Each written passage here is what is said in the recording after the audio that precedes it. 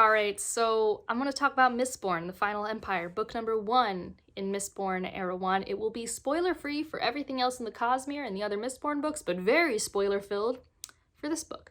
Because I'm of the opinion that if you want to know about my spoiler-free thoughts of Mistborn, you already know them, and that there are so many other really quality spoiler-free reviews out there for this book. It is so popular, and all I really want to do is gush about how much I love it. Because if you want a quick spoiler-free thing, I really love this book. I have loved Brandon Sanderson's writing for a really long time. I'm incredibly biased. I love science-based magic, which is definitely very prevalent here. I really like his direct prose. I really like that it's slow-paced, slow burn into a very action-packed ending. I really like that it's a kind of found family. There are so many things that I love about this book, and I want to talk about them with spoilers. So let's get into it. First, since I mentioned it briefly in the spoiler-free seconds of this video, let's talk about pacing. I really like this pacing, and I think it's something that I just like in general, probably because of Brandon Sanderson books, and I noticed that this was a pacing similar to The Mask of Mirrors that I reviewed earlier this year, and I really like a slow, cozy build-up at the beginning where you get to spend a lot of time with the characters doing things and getting ready for a task, and then I really liked the explosive ending. But I mean, honestly, my favorite parts that we'll talk about are really in the beginning when we're having, Kelsier at the beginning in that prologue, and we're having Vin meet the team and train with the team and learn how to be a noblewoman, and how everything slowly unpacks and you have this slow-paced beginning with punctuated action is something I really like, and I like that about a lot of Sanderson books, but probably because he's trained me to like it. I've been reading these books for a really long time, and I don't know, it's cozy to me. Especially on a reread, it's really cozy to sit in the book and just be like, I get to hang out with these people. Because there are scenes that are objectively very slow-paced. You're like, why are we sitting around chatting like this? But I want to see everyone just hanging out and chatting. I want to hear Ham's bad philosophizing. I'm here for Clubbs being like a grumpy old man in the corner. Like, it's so cozy to me. I love it. This is probably my 4th reread. I honestly can't remember. I think I read it once in college, but I can't remember because college is a black hole when it comes to my reading. But it's one of my favorite things.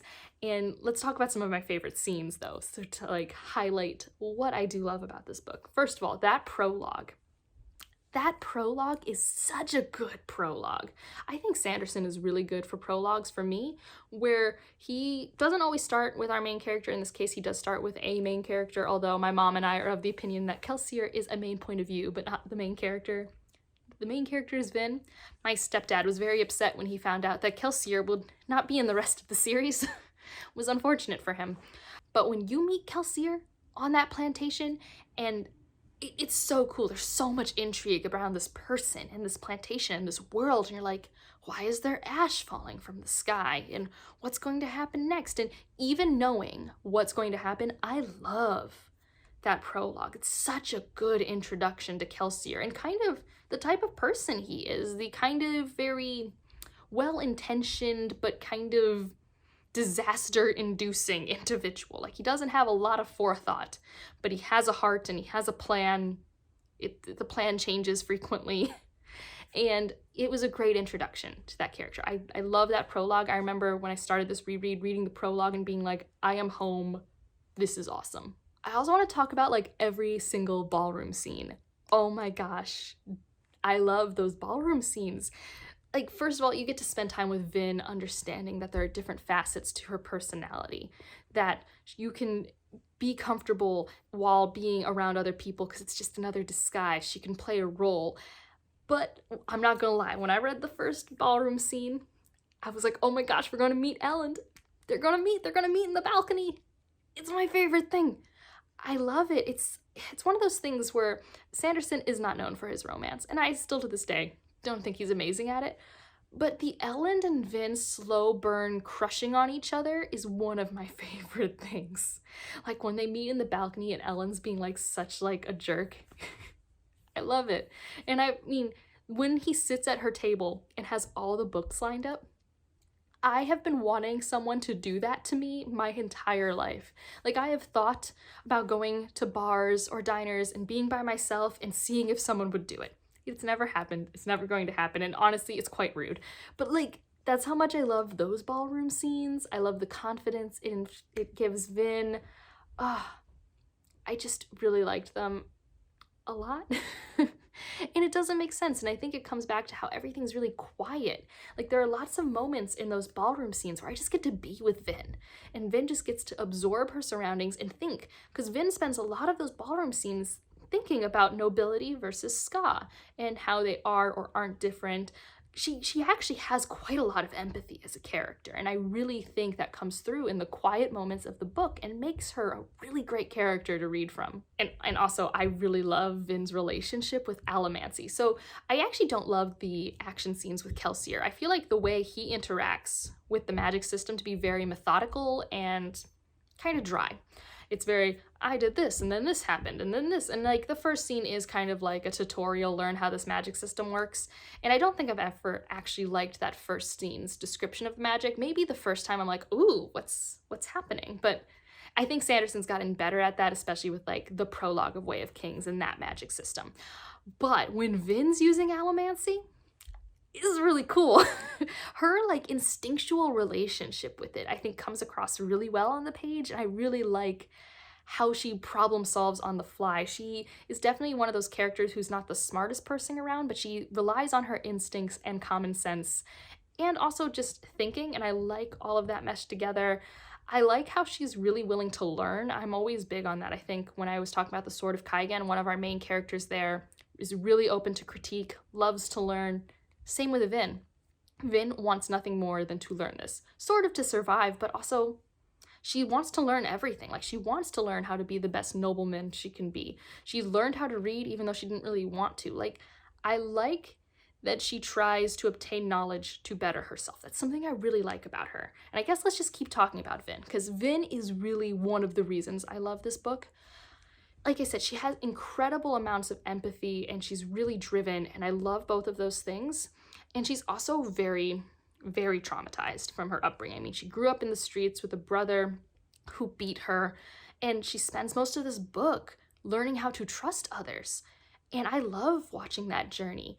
And I know what more parts of the journey are to come in my reread, but just for this book, watching her become comfortable with the crew and start joining them in the late night chats, like, that's why I love those quiet moments. I love the moments when she's being at the nobleman's house and sitting around and being comfortable in a dress. Watching her confidence grow, watching her decide to trust and believe in this cause, it only worked because this book is so long and because of that slow pacing. So for me, I really, really like getting to sink into that and see her handle it.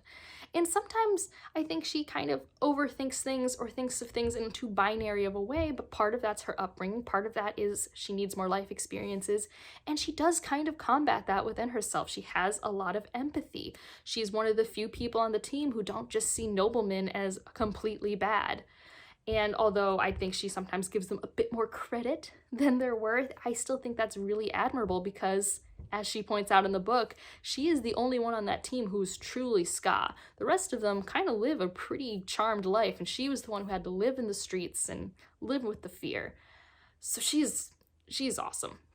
I also want to talk about Kelsier. I did do a World Hoppers Gush video. I'll have that linked down below. And I get on Alan's case because he loves Kelsier. And I have opinions about Kelsier. So I think when I first read the book, I loved Kelsier. I think he's an incredibly charismatic, charming character. How do you not fall for him? He's meant to make you believe in him. That's his whole MO. And you do that as the reader too. But as I reread him and as I know the rest of the series and everything, he's incredibly short-sighted.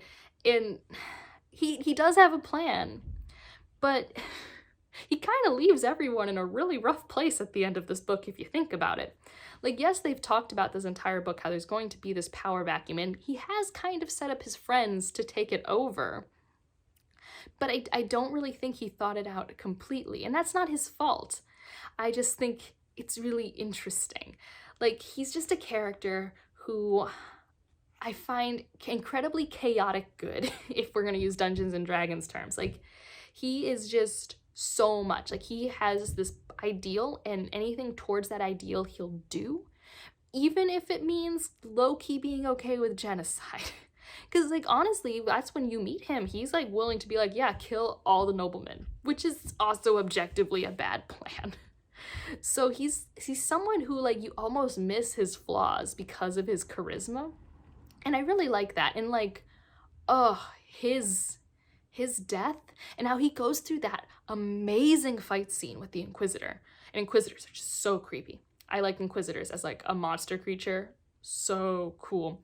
But how he goes through that whole fight just to die, kind of lackluster with the Lord Ruler. So good. So good. Oh, that gutted me, my first read. Like, gutted me. I think that might have been my first, like, major character death when I read that. So yeah, those are, like, characters and moments I like. I don't want to get this video too long. I just want to gush about things that I really like. So I think I should talk about the world a little, because I do love the world and the magic, although I will say on rereads, the magic is not what I focus on, because I'm quite comfortable with the magic system. I'm pretty aware of it. It doesn't leave my brain that often. Like, maybe I'll forget what bronze does, but, like, I know that there's a metal that does what bronze does, maybe just not the name. But the world itself, especially on this read, I've really found that it's so bleak and dark, but the way he writes the atmosphere is still so hopeful. And I really like that balance, because I think that's hard to do. I don't think that works for everyone. I think I do know some subscribers who they don't actually find the hopeful tones there. It just feels very bleak and dark. And I don't know, I really like the orange petals and how the plants are very different. Like the ash, like the white trees in the yards are very vibrant to me, and how much black is just, like, dripping down the buildings. I really, really like the pictures that this world, like, puts into me. And I don't know, I think it's a world that is very based off things we've had in our history, but it's definitely also very much its own world. And when I first read it, unlike any fantasy setting I'd ever read. And so, I don't know, I really like this book. What are some of your favorite scenes and character moments? Let's talk about that down in the description, but please mark spoilers. Like, although this is a spoiler video, I don't want someone to click on this video and, like, see the first comment and be spoiled that Kelsier died. That's, like, the worst thing. So, like, just type spoiler, hit space a few times, and then let's talk. We'll just keep it very safe for everyone, because, like, I would have been pretty pissed if I had been spoiled to Kelsier's death. So, as you can see in the World Hoppers video, Alan was really pissed. And yeah, that's this video. I am going to do probably a science behind the magic on, I haven't decided if all the metals, but some of them. I can for sure do a really cool magnets one with the pushing and pulling for oh gosh, steel and iron. See, I'm not very good at remembering the metals. But I also was thinking about, like, you know, pewter is definitely very synonymous with, like, steroids, so I could talk about that. I have a few ideas roaming around in my head. Like, tin, you know, is that, like, your eyes don't dilate, but, like, the idea of enhancing senses and what that means, like, how you mimic that in real life. Like, I probably could do a video per metal to a degree. Like, we don't have things like brass in our real life. Like, we don't riot or do those things. But if you want to see that, and let me know if you want to see it and how in-depth you want it to be, because I've been thinking about it in the back of my head, and I can't decide how broad or how narrow I want my scope to be for that one. And otherwise, if you made it this far and you have nothing to say but want me to know you made it this far, put, like, a volcano in the description below, because it's like the ash fields sort of thing. But otherwise, like if you liked it, subscribe if you want to, come join me on my Discord to chat, and I'll see you in the next one. Bye.